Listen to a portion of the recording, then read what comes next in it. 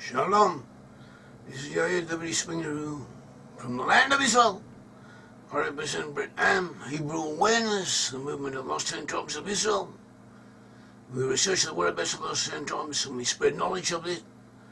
And we believe that this is very important, that it is important for the furtherance of the redemption of humanity, for the redemption of all of the tribes of Israel, all of the peoples of Israel. They need to know who they are. The Jews also need to know who they are. And that is an end in itself. From that, a dynamism is expected to develop on its own, through its own powers. At all events, we're not concerned with that. Our duty is to spread this knowledge, to develop it, to research it, to find out about it, to find new facts, to clarify old ones, to corroborate sources, to cross-reference information, to do what has to be done in order to establish a basis of evidence, a whole body of evidence proving where the lost 10 tribes are. And we have found the lost 10 tribes to be mainly amongst Western nations. And we use sources from all over the place, from the Bible, from the Talmud, from Jewish sources, from non-Jewish sources, from history, linguistics, mythology, archaeology, comparative linguistics, even national psychology, national philosophies, histories, anything which has something whatsoever to say on the subject. We research it, we look for it, and we go into it, and we find what there is that is pertinent to the subject, that enables us to strengthen our understanding and to deepen our comprehension of this subject. We have in the book of Isaiah quite a few sources on this subject concerning lost 10 tribes. So one of them is in chapter 9, Isaiah chapter 9. And he says that there will be no gloom and there's no darkness for her that was in anguish. In the former time he brought into contempt the land of Zebulun and the land of Naphtali. But in the latter time he will make glorious the way of the sea, the land beyond the Jordan, Galilee of the nations. Now this is quite an impressive combination of linguistic terms, of terminology. For what exactly he means is not certain, but the overall gist can be gathered, it may be understood. He is referring to the exile of the tribes of Israel. And the tribes of Israel were exiled in three different stages, in three major stages. So one group were the Israelites east of the Jordan. The Israelites east of the Jordan were those of the tribes of Reuben, Gad, and half tribe of Manasseh, along with enclaves from other tribes, as we have discussed, from Dan, from Judah, from Benjamin. And all of these Israelites were taken into exile by the Assyrians. It was one group. The second group was in Galilee, the north of Galilee, that is Dan and Naphtali and Asher and Zebulun. All of those smaller tribes all taken into exile. They were the one group. And the second group was that of Manasseh and Ephraim together, centered around Samaria. Samaria was the name of the capital city. It was also the name of a province. It was also the name of an important province in which much of the tribes of Ephraim and Manasseh were to be found. In Hebrew, modern Hebrew, Samaria is referred to as Shomron, but the form we find in our translations of the Bible is Samaria. And this is a nation form that was apparently used by the Greeks based upon Phoenician usage, and it may have been used by the Israelites themselves. So it's a point of interest. At all events, this verse 9, chapter 9, Isaiah verse 1, is referring to a segment of the Israelites who are about to be exiled, and is comparing their exile to the exile of other groups As we have said, as you know, the Israelite tribes are divided into two different sections. The southern section comprised originally of the tribes of Judah and Benjamin together in one group, centered on Jerusalem. They were known as the Kingdom of Judah. Afterwards, most of the tribe of Levi joined them, and representative minorities from the other tribes also came in. But Judah and Benjamin were the major tribes of the Kingdom of Judah, and from the ancestors, from people in this Kingdom of Judah, descend a good portion of the present-day Jewish people. The present-day Jews, modern-day Jews, are descended from those who once were the inhabitants of the Kingdom of Judah. North of them was the Kingdom of Israel, also known as Samaria, as Ephraim, as Joseph, and that comprised 10 tribes, and these 10 tribes were to be taken altogether into exile by the Assyrians to lose consciousness of their ancestry, to become assimilated amongst the nations, amongst the Gentiles, but nevertheless to stay together physically and to fulfill a task the divine providence had set before them. As we have explained several times, and we will return to this subject because it's important. And the Bible tells us about the exile. The Bible tells us that in 2 Kings 17:6, the king of Assyria took Samaria and carried away Israel unto Assyria, and placed them in Hala and in Habor, and in the city of the maids, in the cities of the maids. The Bible also mentions Hara, a place called Hara, 1 King on Chronicles 5 verse 2-6, as a place of exile. Hara was probably in eastern Iran, and may be connected to the city or the province known as Herat today, in Afghanistan, near the border with Persia, with Iran. And it's worth noting that a lot of enthusiasts have suggested that the lost 10 tribes went to Afghanistan or areas like that, and they quote names and traditions from that area, and also customs that the people of Afghanistan allegedly have. And this has received a lot of publicity, but there's nothing to it, or not very much, not necessarily very much to it. They themselves, their traditions, or their oldest traditions, say they came in later. They came into this place after other people had moved out of it.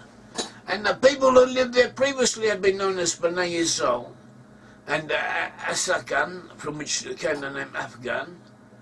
And there were legends that the lost 10 tribes had been in that area, and the Afghans and also the peoples around them have the customs of taking legends from all over the area pertaining to other peoples, but other peoples who have been in the same region, and adopting them to themselves.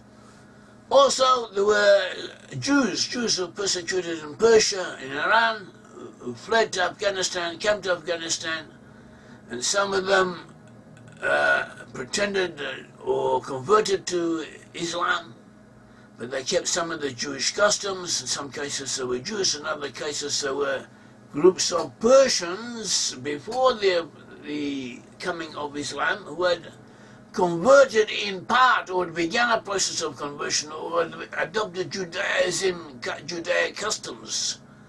As was known in that area was we had the Nestorian Church, the Syriac Church, and the Nestorian Church, which had also been active in the region, and the Nestorian Church also adopted a lot of Old Testament customs, and some of these remained. People kept changed their religion, changed their beliefs, changed their loyalties and allegiances, but they kept the old practices. They continued to these customs.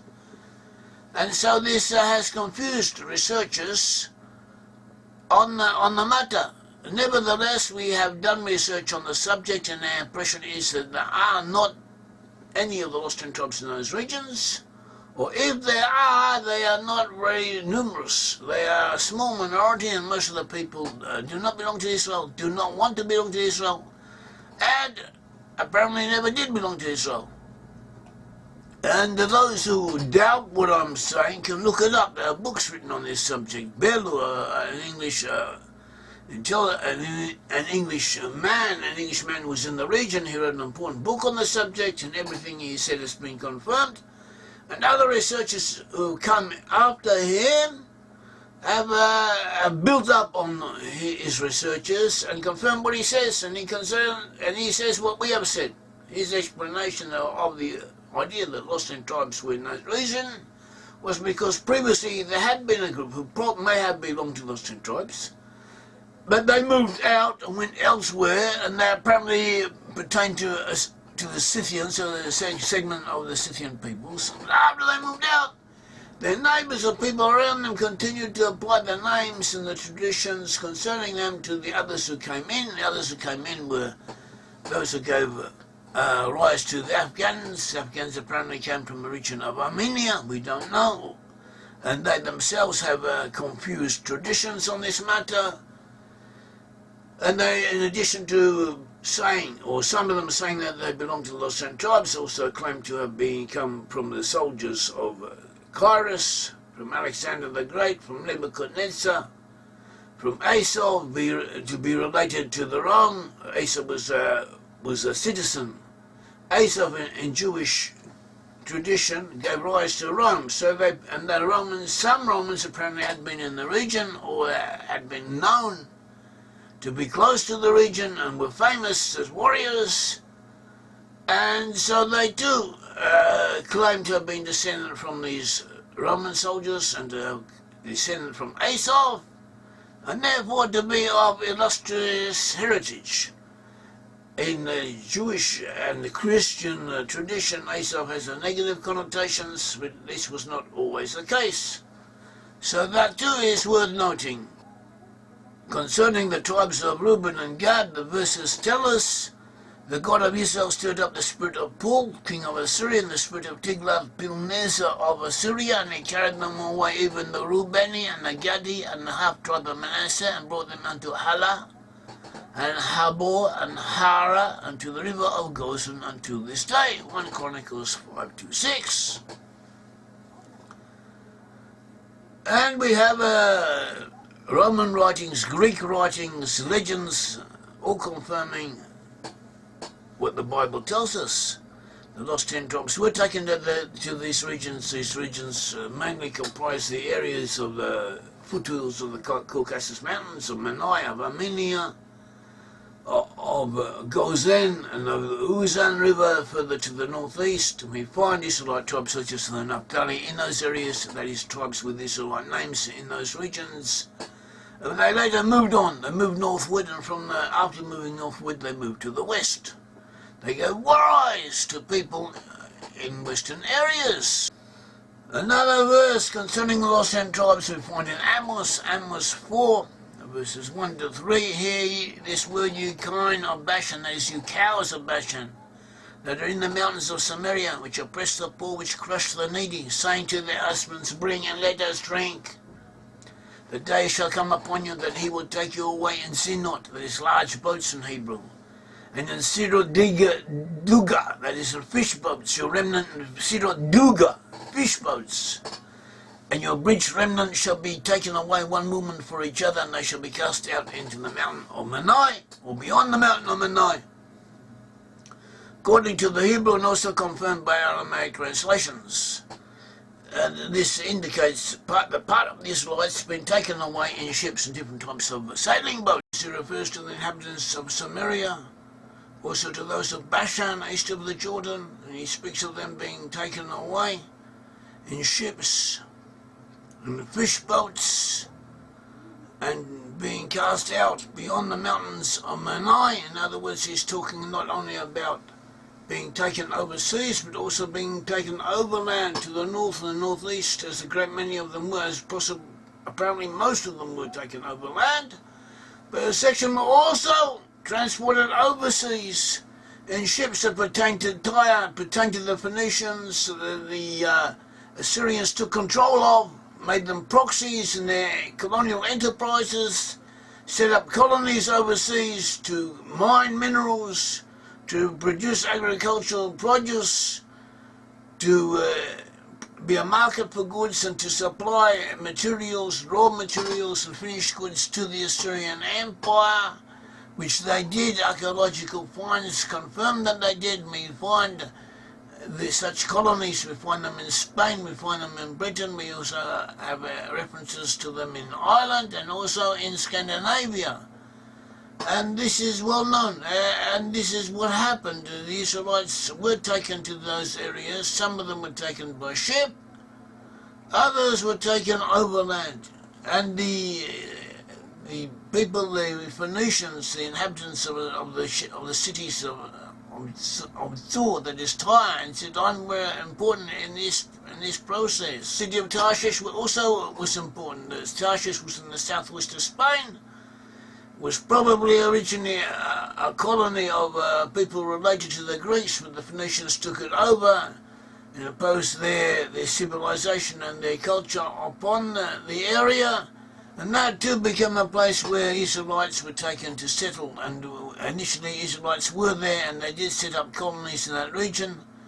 And from the southeast of Spain they moved to the northwest, and from the northwest of Spain they moved into Ireland and into the British Isles.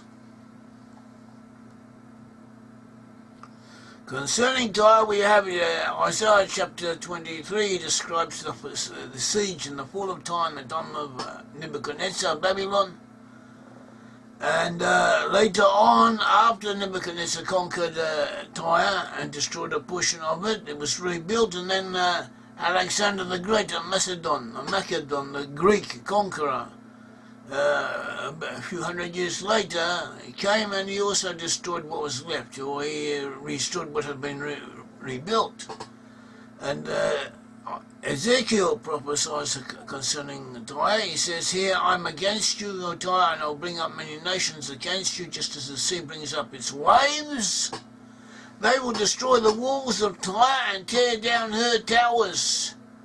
And I will scrape away soil and make her a shining bare rock. She will become a drying yard for dragnets, that is for nets, fishing nets, in the midst of the sea.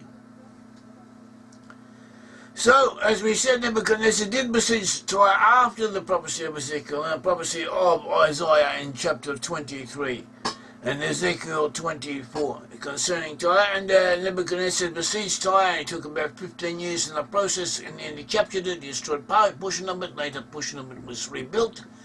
Then came Alexander the Great, and he also laid siege to Tyre. And Tyre itself had two sections. One section was a small island just off the coast, and the other section was built up on the seashore. Actually, the portion on the seashore was populated by people from descendants of Esau, Edomites, whereas those in the ocean were more Canaanites, were more Phoenicians in the classical sense. So all events, Alexander came and he conquered the portion of Tyre on the coast, destroyed all the buildings, and took the material from the buildings, scraped it off to make a causeway, to make a kind of dirt bridge, a reinforced dirt bridge leading to the city. And he literally scraped the ground to get the material for this bridge. And this is what the prophecy of Ezekiel says, I will scrape away soil and make a shining bare rock. This literally is what happened in the prophecy, the prophet prophesied about this. The prophet Hosea also spoke of Ephraim. The prophet Hosea spoke of Ephraim together with Phoenician Tyre in Hosea 9, verses 13. And he speaks of the Ephraim and Tyre, Phoenicia, as if they were linked together, associated with each other. So part of Ephraim was also settled in Tyre, and both were to suffer from the conquest by Assyria. He also said, Ephraim, as I saw Tyre, is planted in a pleasant place, but Ephraim shall bring forth his children to the murderer. Ephraim is smitten, their root is dried up. See Hosea chapter 9. My God will cast them away because they did not hearken unto them, and they shall be wanderers among the nations. In Amos chapter 1 it was prophesied that the Philistines, that is, inhabitants of the cities of Ashkelon, of Ashdod, of Gaza, of Ekron, and also the Phoenicians, inhabitants of Tyre. They will be punished for betraying an entire exile, for betraying the Israelites. They were to help the Assyrians. They helped the Assyrians exile the Israelites, take the Israelites out to resettle them in other areas. And they took them to the land of Edom, and they delivered them into the hand of Edom. Edom was in partnership with Assyria. Contingents from Edom also to be found in Babylon and Mesopotamia, as well as throughout the Middle East. Edom was a worrying nation. Edom, we're accustomed to see biblical encyclopedias and help books, guidance books to the Bible. They tell you a little place, a little area known as Idumea or Edom, to the south or to the southeast of Judah, and that is true. There was a contingent of Edom there, and they did have their own kingdom. And archaeologists are discovering things in that region. But that was not the only settlement of Edom. Edom had several settlements throughout the area, and even helped establish settlements in Europe, including Rome, including other places, and Edom was quite important, and Edom also participated with the Assyrians in exiling the Israelites. And archaeologists find things, just an anecdote, somewhat related but of interest. An anecdote, after Edom, the small entity of Edom, as we mentioned, to the south of Judah, after that to the southeast of Judah, there was also an Arab tribe known as the Nabateans. They set up the city of Petra. They merged together with the Edomites to some degree, and they were in that region. So in my younger days, I served in the army, and I did my regular army service, that is to say, a shortened version of the army service, 1.5 years. After that, every year, nearly every year, or for a good number of years, on and off, I had to serve for a month in the IDF, 2 weeks here, 2 weeks there, something like that, depended. And we would do training in different regions. So one of the places we did training was in the south, and once we were out on the rifle range, in the middle of the desert, nothing around there, all just sand, barren, no settlements, nothing.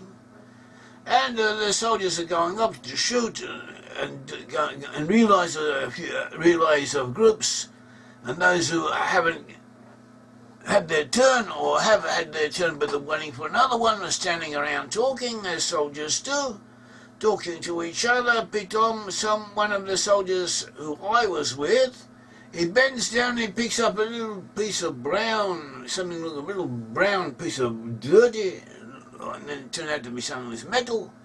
And he said, maybe, just maybe, this is a coin.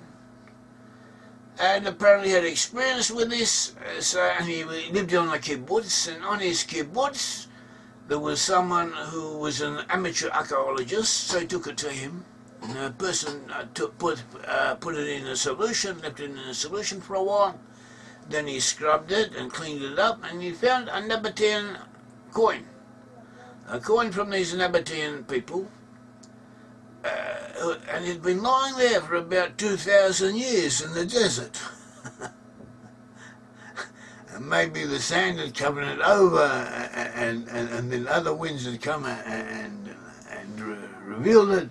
We don't know how it did, what happened. It's just lying on the surface of the desert, and had been hanging around for 2,000 years until my friend happened to notice that there's something unusual about the shape, and he picked it up. And things like this happen quite often in Israel. Anyway, getting back to Tyre. Tyre was an important city. It was a major city. Tyre and Sidon were the two major Phoenician cities, but they had quite a few other cities along the coast of Phoenicia, along the Syrian coast and the coast of Lebanon. But Tyre and Sidon were the major cities. So Hosea, the prophets Hosea, Ezekiel, Isaiah, they speak of Tyre. Ephraim as I saw Tyre, says Hosea. Ephraim as I saw Tyre is planted in a pleasant place, but Ephraim shall bring forth his children to the murderer. Also he says, Ephraim is smitten, their root is dried up. And God will cast them away because they did not hearken unto him, and they shall be wonders among the nations, referring to the 10 tribes. And then in Amos it is, as we said, it is prophesied that the Philistines will be punished for betraying and Tyre exile to the hand of Edom. And so Tyre too is also upbraided for not remembering the covenant of brotherhood which had once existed between itself and Israel.